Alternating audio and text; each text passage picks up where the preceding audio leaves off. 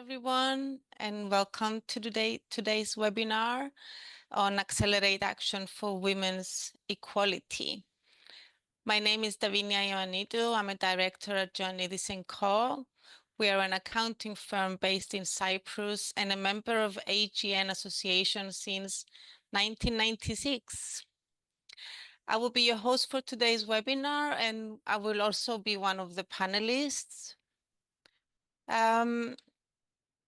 So can you please do let us know in the chat how many people you're joining, if you're joining as a group? Just write it down in the chat. Thank you. So today the webinar is one of the many collaborations of Nexia and AGN Alliance. I'm sure that most of you, if not all of you, already know that you're aware that in March 2024, AGN International and Nexia formed a collaborative alliance to enhance value for members in response to industry changes and face our challenges. Our main benefits from the collaboration was to expand our collaboration for 400 plus member firms, increase cross-border capabilities and referrals, share resources and expertise, and of course, both organizations remained independent and distinct structures. Our offices in Cyprus, we work closely with Nexia Cyprus for many years. We have built a great collaboration over the years, and we have joined powers and teams to tender for projects, and we also refer work to each other. Oh, thank you. So why is it important to accelerate change for gender equality? According to data from the World Economic Forum, it will take up to 2,158 to reach full gender parity. That is in 134 years. And well, we will definitely not be here to witness the full gender parity, not our children, and probably not even our grandchildren. So therefore, the need to accelerate change. Globally, nearly half of all qualified accountants are female, but yet just 20% of women are in senior roles with the sector according to data from Accountancy Age. Women make up to 24% of partners in CPA firms. The gender pay gap remains a persistent issue, with women earning less than their male counterparts on average.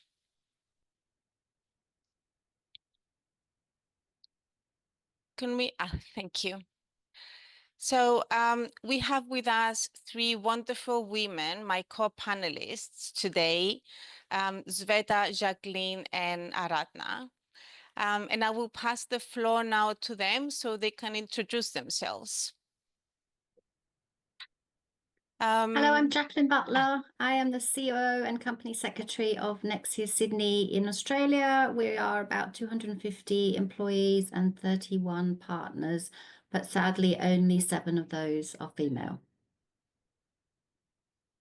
Thank you, Jacqueline. Should we go to Aradna? Hi, everyone. I'm Aradna Bodram, the Senior Audit Manager at Nexia Leavitt Curson from South Africa. At our firm, we have 4 partners, 3 male and 1 female. Our total staff complement is 75 staff. Thank you.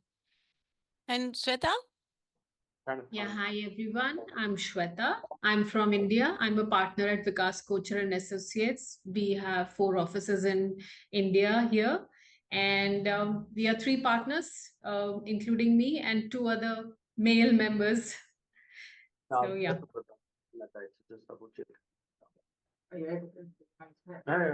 Thank you. Thank you, Sveta. Oh, okay.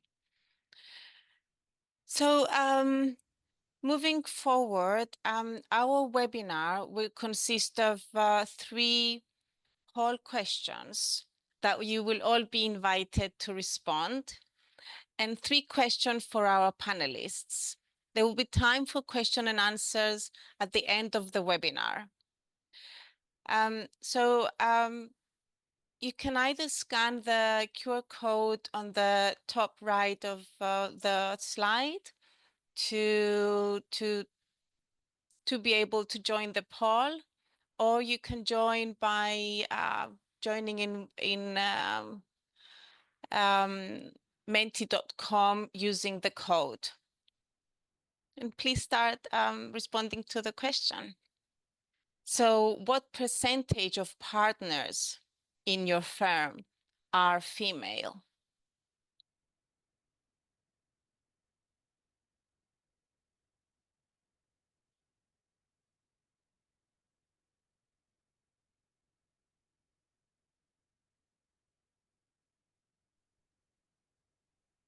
So the 5 options there: 0 to 20%, 21 to 40%, 41 to 60%. Oh, we have one 61 to 80%. They're still coming in, Davinia. Yeah. As you can see, I think we've got Yes. 20 odd now. Yeah. You want a message to Let's give them a bit more time. Yes. So I think we have about 80 people on the call. So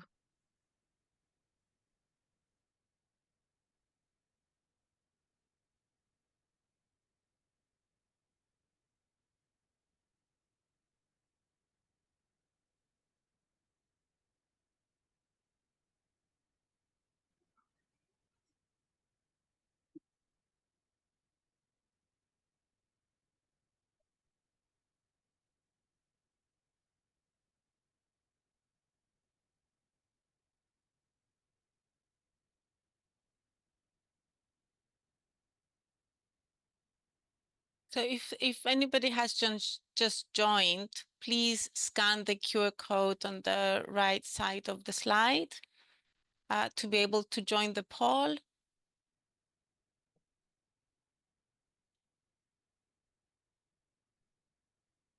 Or join in menti.com.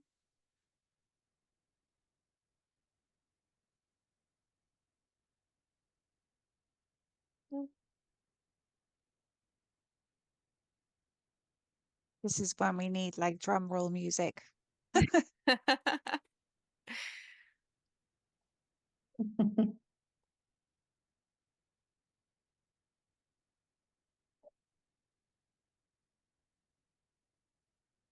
We'll allow some more time for people to be able to, because it's the first question.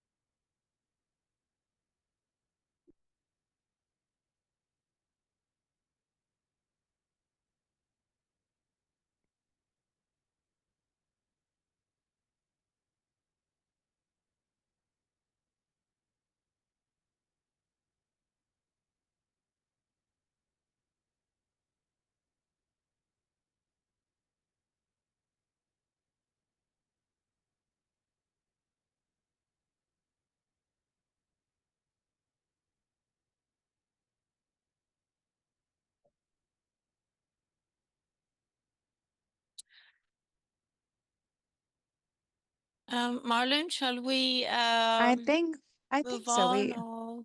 We have exactly half the votes. And maybe the panelists, even while people are still voting, the panelists can make a start on initial thoughts they may have. What do you think, Davinia? Yes, of course we can. So But as we can see, the results are in line with the research. It's clear that the majority of the partners, as we speak today, are male.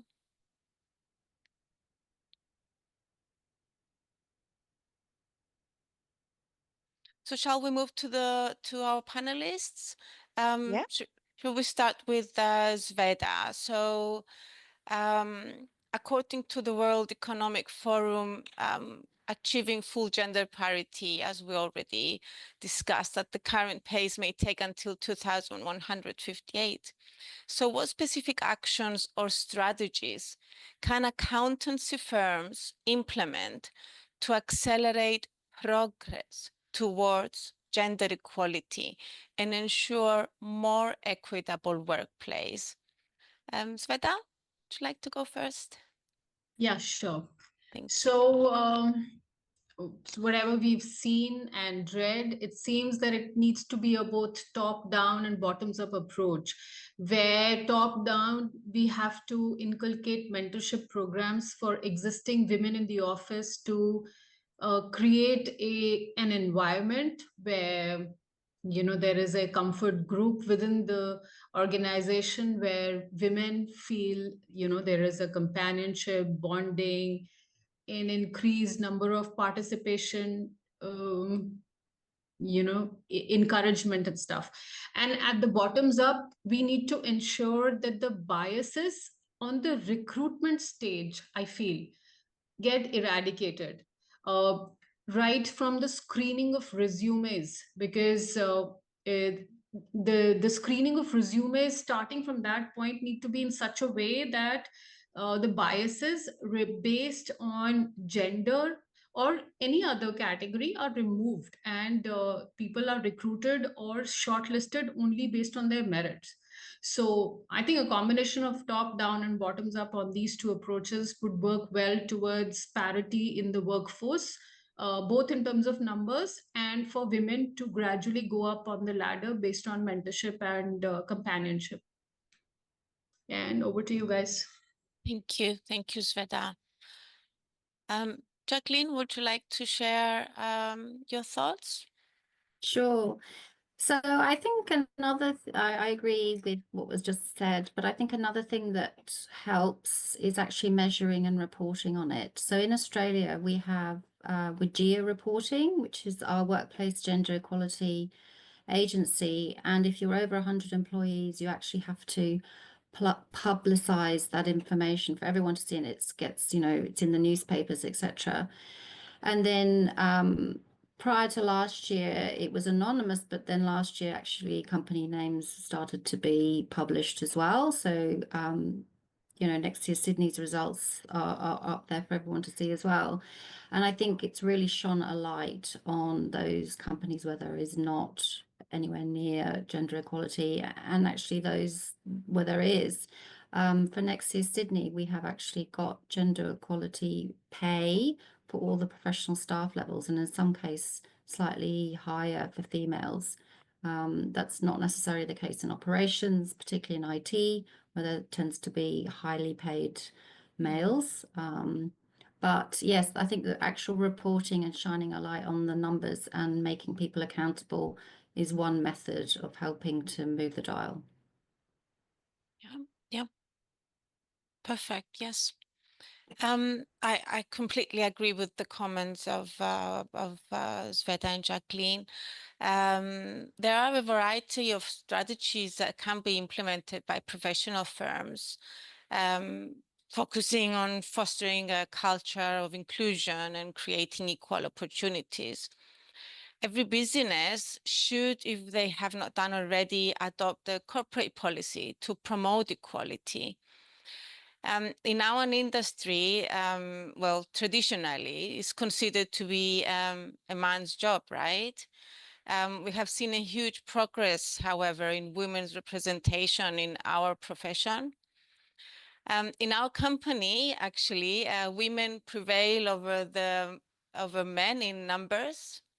However, our board of directors has a 20% women representation, which is myself, actually. That's 1 out of 5.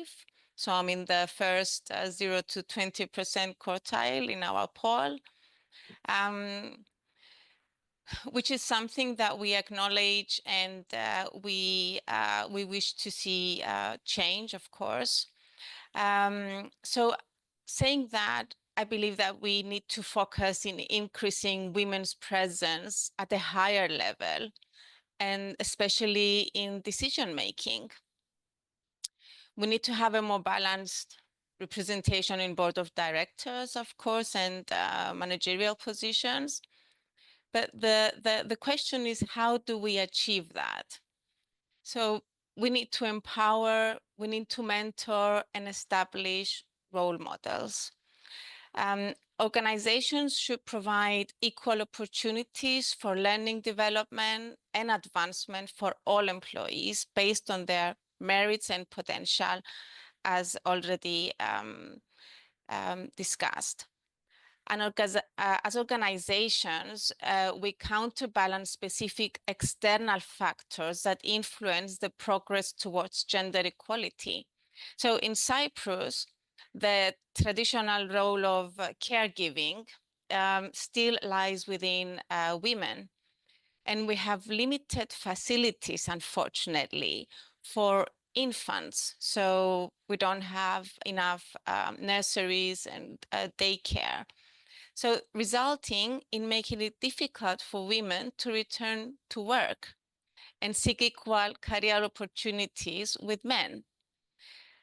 Women that don't have the support from families or the facilities in returning to work, they find themselves trapped in staying at home for childcare for a significant amount of time without being able to share the responsibility of parenting with their partners. So we therefore need to be flexible with our people, having in mind the reality. We at Janidis & Co, we're now exploring the option for joining forces with other firms that they're actually facing the same challenges. And together, we're in communication with the local authorities, and hopefully we could create accommodation and support for the families that require it. So that is our story. Aradna, would you like to comment on the question, please? Yes, so I fully agree with Shweta and the rest of you panelists. I agree that there are quantitative and qualitative factors that will accelerate the progress towards gender equality. And the parity pay, meaning paying staff equitably, is very, very important. In the same breath, I also feel, if it's not documented, it's not done. So keeping that in mind, I feel that the firms should try to have policies and firm values that are going to incorporate gender equality, and this will accelerate the progress. And I know of a lot of people who get paid very well, but the other very important factor in an environment is creating a psychologically safety environment. And this basically means having an environment where staff feel included, safe to learn, safe to contribute, and safe to challenge the status quo, all without having the fear of being embarrassed. Being in a training environment, trainees here, they learn all the time, and therefore it's imperative for them to also have the right environment to grow.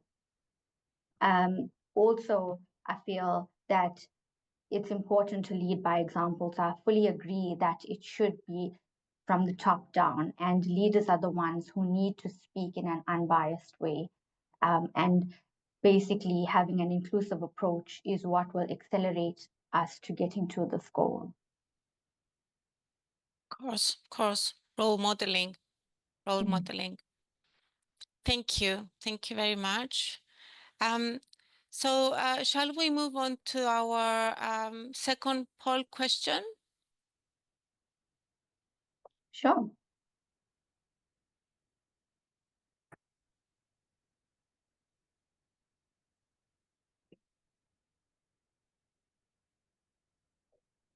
So do you have a dedicated diversity, equity, and inclusion department in your firm?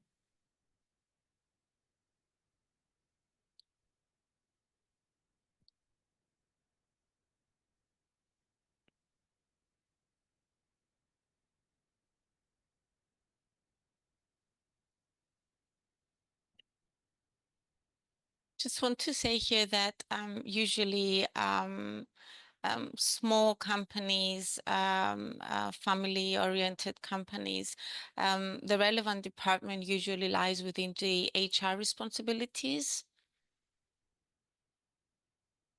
That is the case for us in our firm.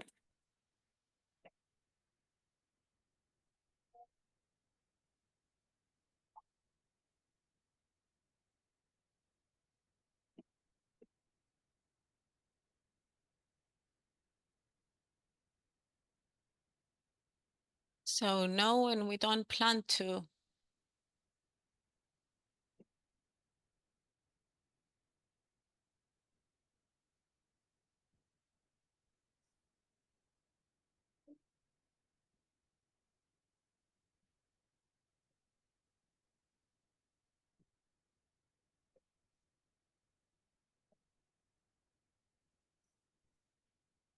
Some answers are still coming through.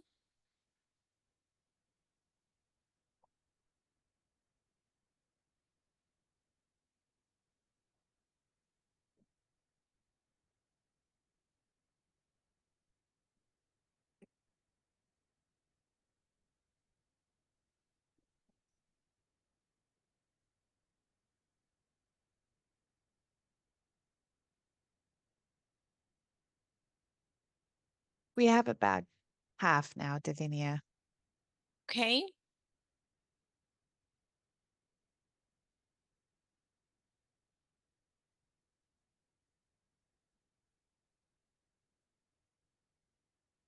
So shall we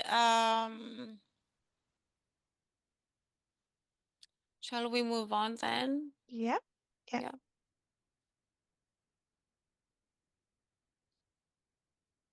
Okay. Let's move on to the so we can see the results. Most of the can we just go back to the results, please? Thank you. So most of the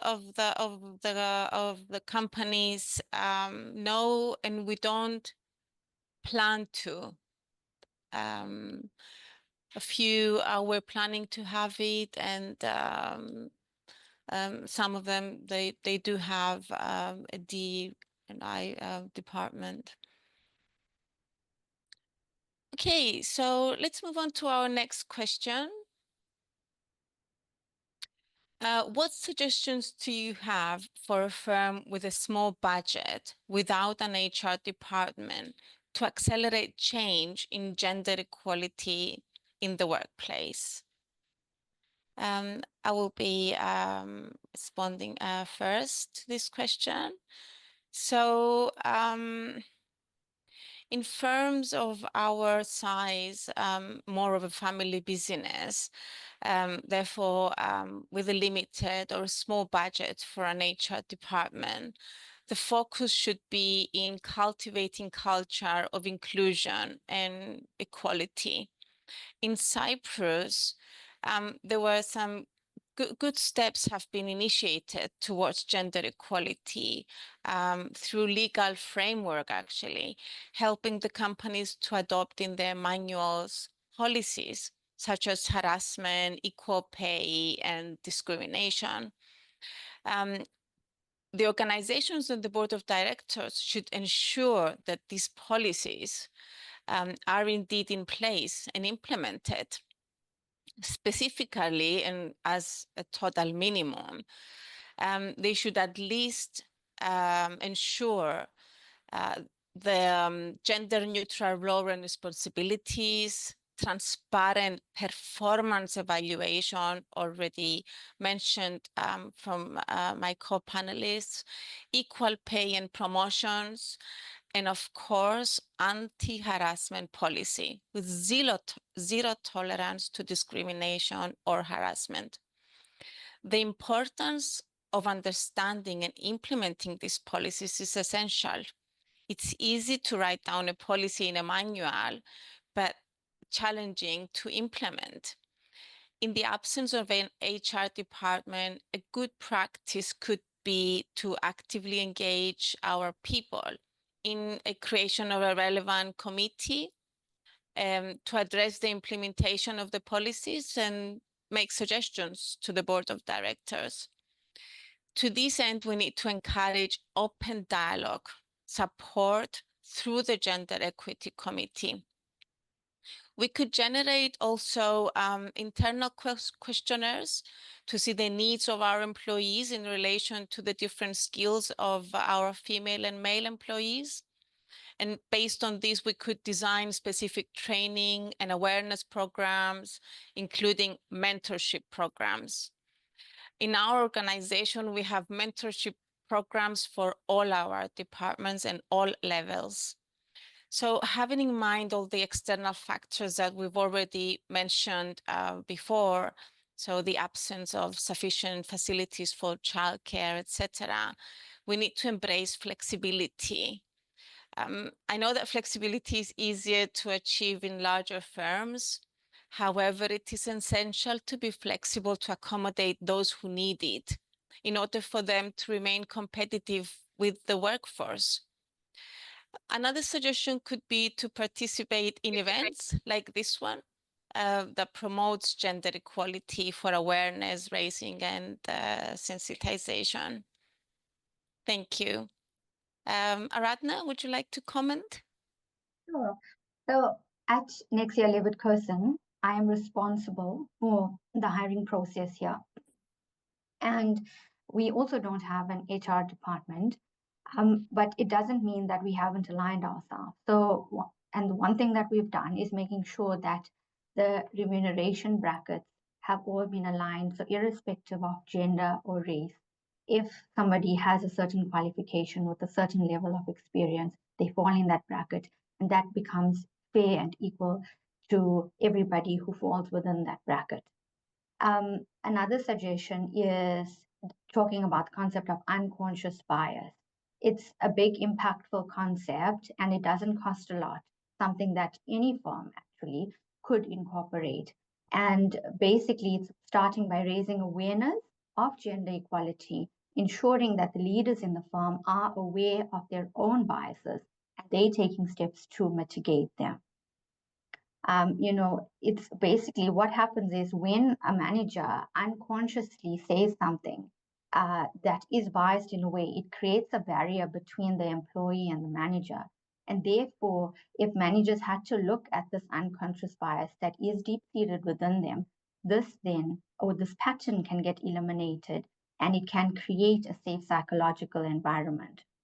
I also have another suggestion is that, of course, equal opportunities being presented to everybody who deserves it. Irrespective of the size of the firm, there should always be transparency. If there's a vacancy, for example, everybody should be aware of it.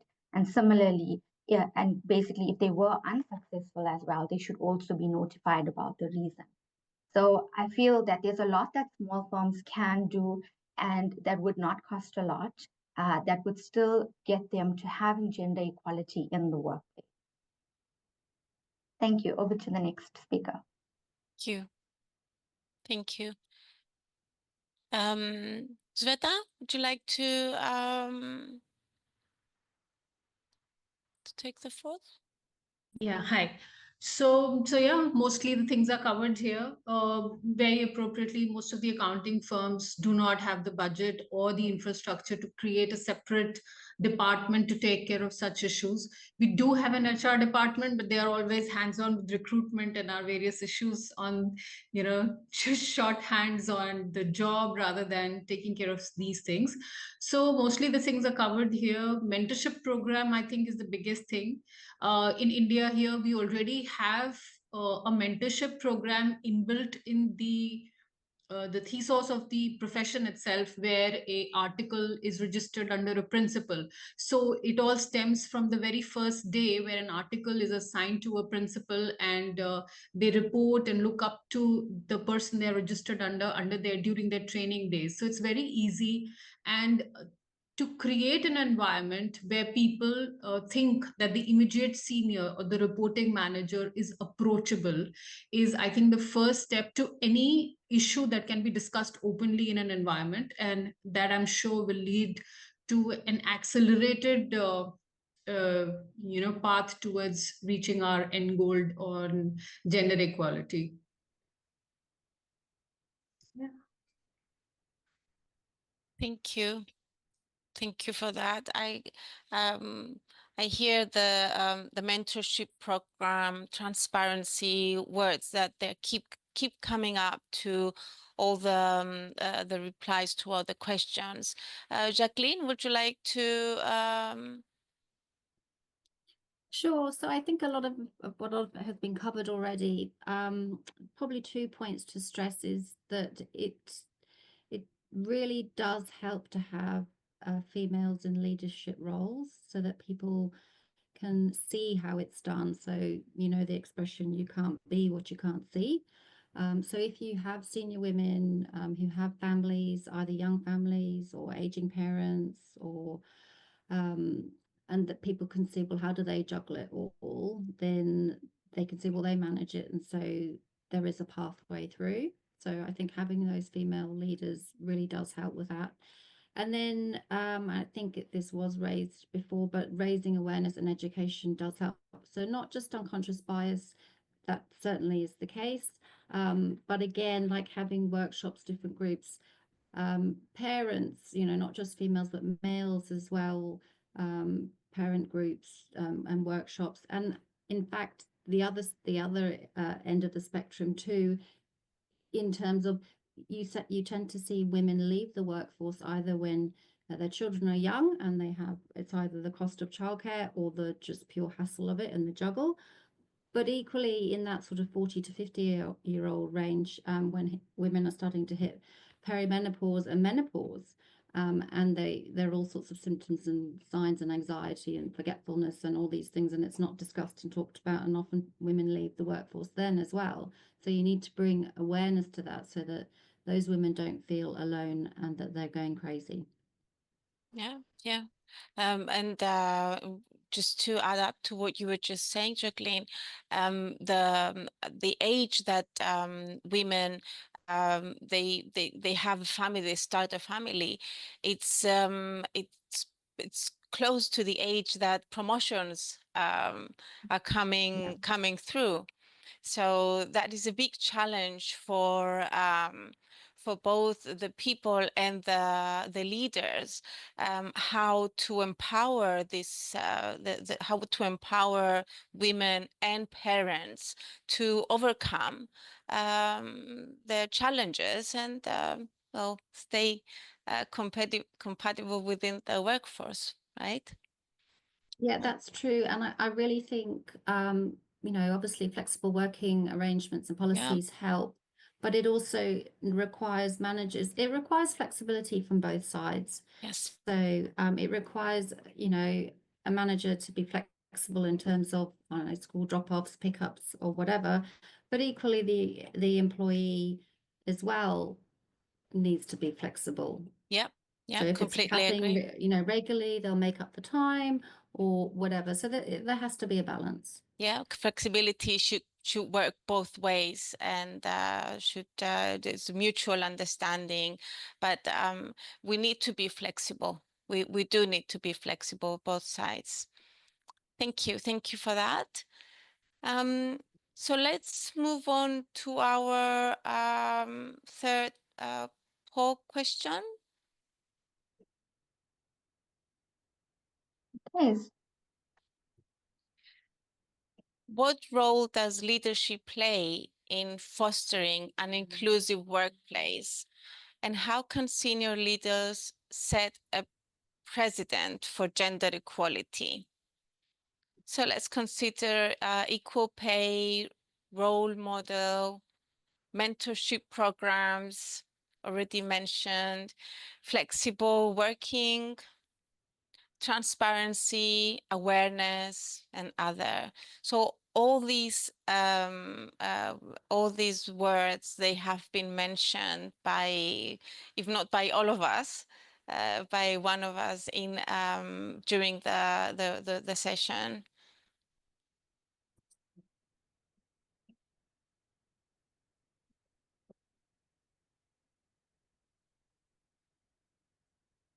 Equal pay.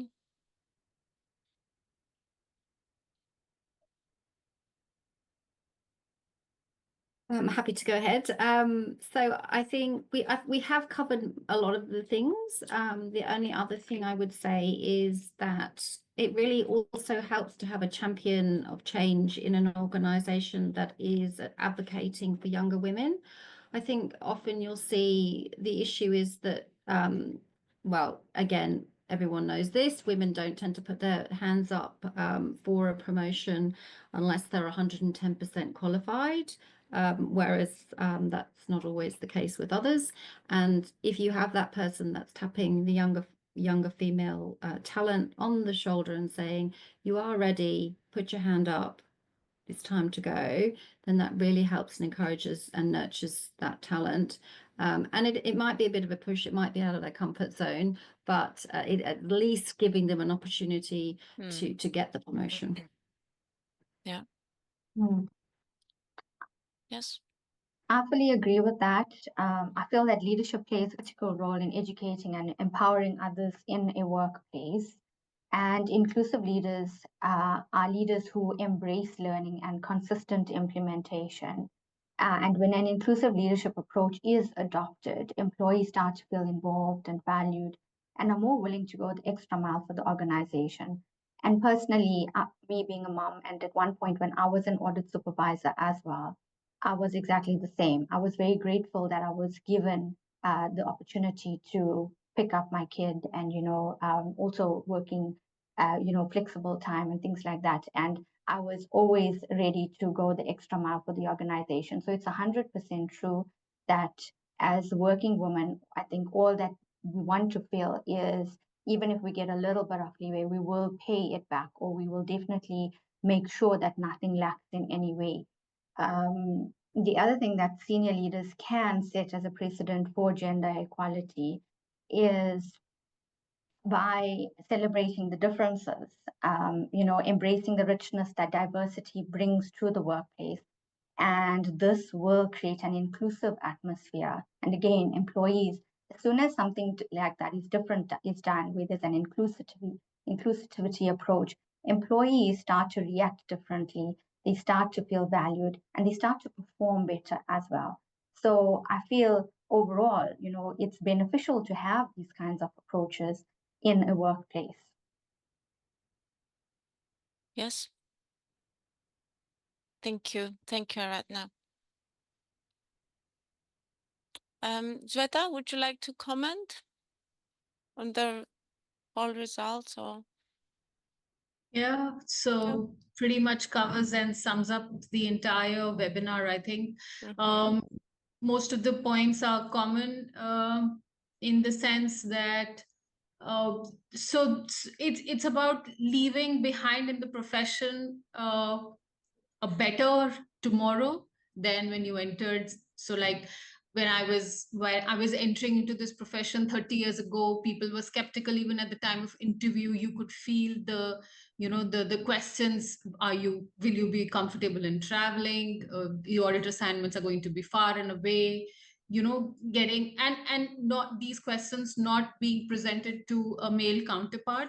Going from there to 30 years hence, I feel that even in terms of the number of women in my organization, there is a definite positive change, and the acceleration. Once there is like I think Jacqueline put it very well, if once there is a senior person, the acceleration towards equality is definitely gets a push. Yeah. Yes. Thank you for that. Yeah, you're absolutely right. I was just thinking now that you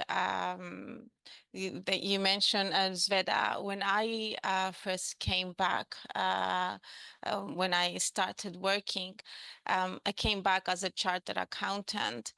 And the first thing that I was assigned part of the, let's say I was an auditor, and the other thing was an HR. They just gave me the HR. I couldn't understand why, but yes, after a couple of years, I managed to get away with it. So, as leaders, we play a huge, huge role in fostering inclusiveness and inclusive workplace, and promoting gender equality. The senior leaders, they bring a high responsibility in shaping the organizational culture, the set policies and role model behavior through our actions and decisions, or as already mentioned by all of you. So how can we senior leaders set a precedent for gender equality? By establishing clear policies in place that promote inclusiveness and equality and ensure their implementation. Because it's not just writing down, it's implementing. We need to be transparent, accountable in all matters, processes in place from recruitment to performance evaluation, to promotion, equal pay. In our organization, that is a rule. It's a rule. We need to have zero tolerance in discrimination and harassment cases. So we are role models. What the leaders of an organization say or do, it has an enormous effect to our team and consequently our organization. In our firm, women are active members of committees and departments, and they lead by example. They are actively participating in dialogue and decision-making. So we need to encourage open dialogue, support, and empower as needed. We need to create a space for all voices to be heard. I think that's our conclusion. We need to be fair. We need to give the opportunity. We need to empower. Words that they will keep coming up from this from the webinar were transparency, mentorship program, leadership roles, raising awareness, empowering, inclusive, flexibility. Yeah. Marjan, would you like to? Yes, does any, I think Yeah. we've concluded all the questions. So does anybody have any questions for the panelists today? If so, please write them in the chat.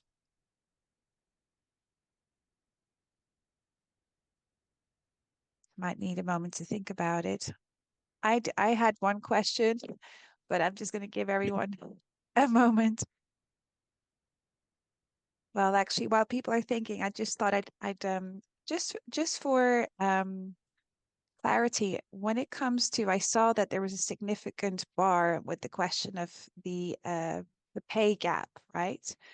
So I'm just curious, what is the underlying reason for that? Is that because the lack of flexibility, women do less hours because often work gets charged by the hour?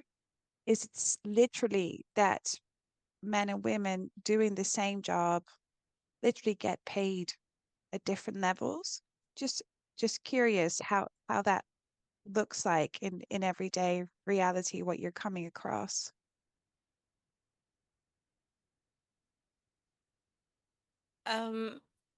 Shall I? Yeah.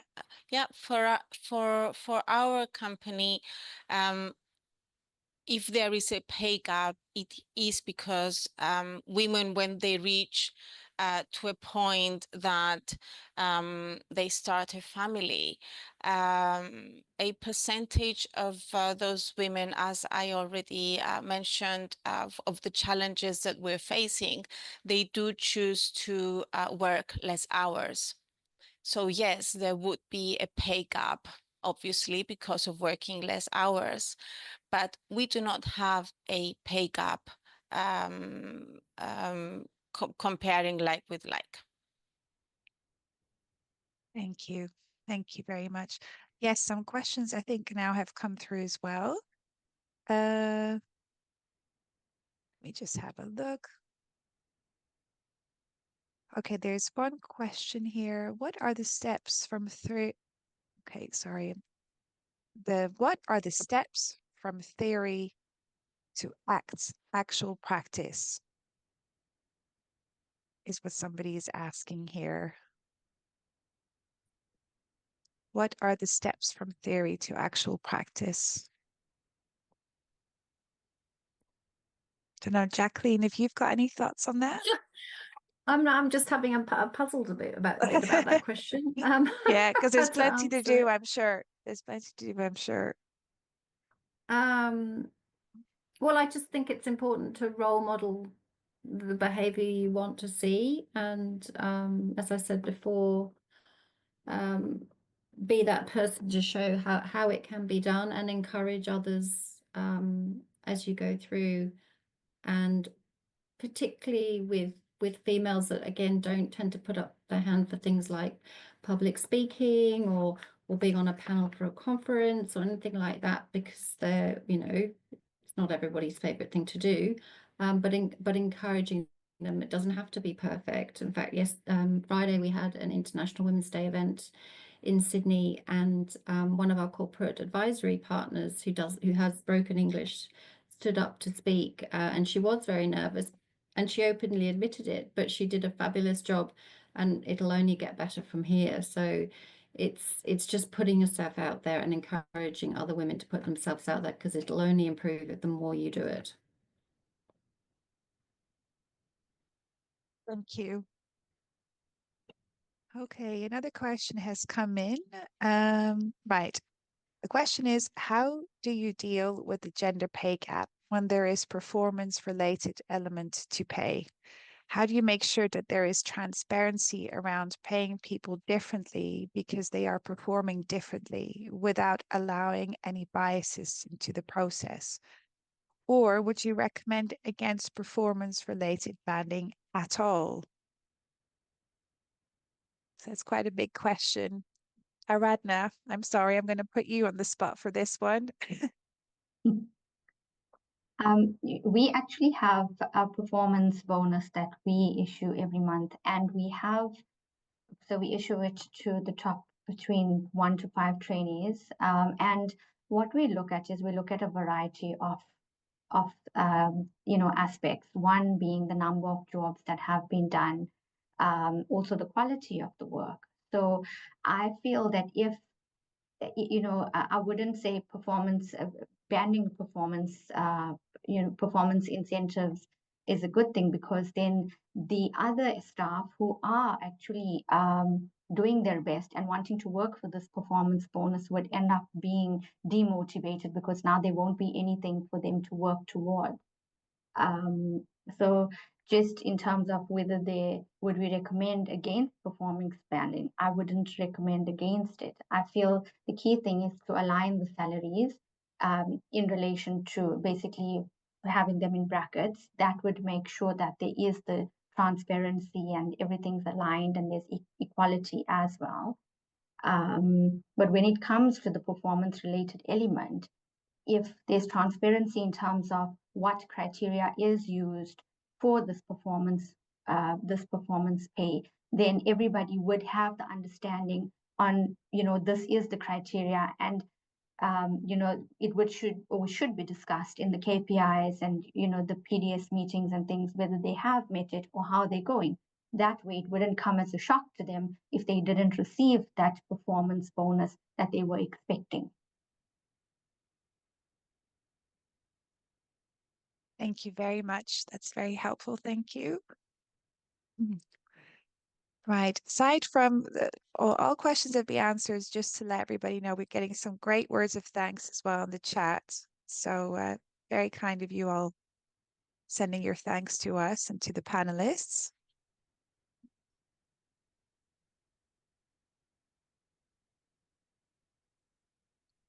Okay. And just to put your attention as well, Alistair has just put it in the chat that there will be another webinar hosted by Nexia, but AGN members are welcome as well on the 29th of April about unlocking potential best practice for an inclusive culture. So just do look at the chat to see the details there. And I think, Davinia, that is it for today, unless you have Yes. anything else to share. Yes, I think we shared everything with a nice conclusion with the last question. Thank you very much. Thank you.